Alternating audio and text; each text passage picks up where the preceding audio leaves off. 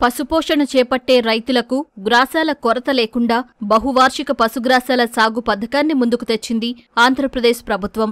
మహాత్మాగాంధీ జాతీయ గ్రామీణాభివృద్ధి పథకం క్రింద అమలవుతున్న ఈ పథకం క్రింద నెల్లూరు జిల్లాకు 1200 ఎకరాలు మంజూరైనట్లు పశుసంవర్ధక శాఖ అధికారులు చెబుతున్నారు.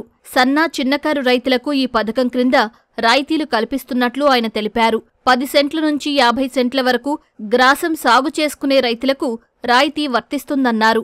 రైతులు తమ మండలంలోని పశు వైద్యాధికారులను కలిసి మరిన్ని వివరాలను తెలుసుకోవాలని అధికారులు సూచించారు.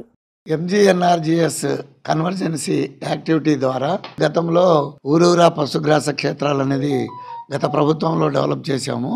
అలాగే ఇప్పుడు కూడా వైడ్ ఫాడర్ స్కేర్సిటీని ఉద్దేశించుకొని ప్రభుత్వం వారు మాకు 1200 ఎకరాలు మంజూరు చేసి ఉన్నారు. ఈ 1200 ఎకరాలలో improved variety of fodder development చేసుకొని ఫాడర్ స్కేర్సిటీ నుంచి మనం బయటపడేదానికి ఎంజీఎన్ఆర్ఎస్ ద్వారా ఈ స్కీమ్ మనం ఇంప్లిమెంట్ చేస్తున్నాము.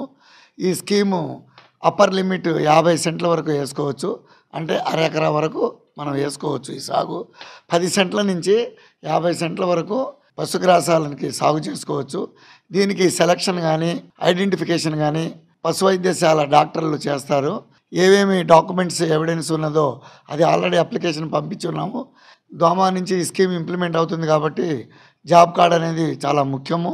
తర్వాత Aadhaar card, pan card, bank account చాలా ఎసెన్షియల్. అప్పర్ లిమిట్ 50 సెంట్లు వేసుకుంటే 33,000 రూపాయల దగ్గర వస్తాయి.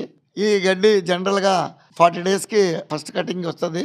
ఫస్ట్ కటింగ్, సెకండ్ కటింగ్ లాగా 2 to 3 ఇయర్స్ వరకు కూడా మనము ఈ గడ్డిని వేసుకుంటే గడ్డి కొరత లేకుండా క్వాలిటీ పెంచుకోవటానికి, మిల్క్ ప్రొడక్షన్ పెంచుకోవటానికి కూడా బాగుంటుంది. మరి ముఖ్యంగా ఎండాకాలంలో ఫాడర్ కొరత లేకుండా చూసుకోవటానికి ఉపయోగపడుతుంది. కాబట్టి రైతు సోదరులందరూ ఈ సదవకాశాన్ని ఉపయోగించుకోవాలని చెప్పి కోరుచున్నాను.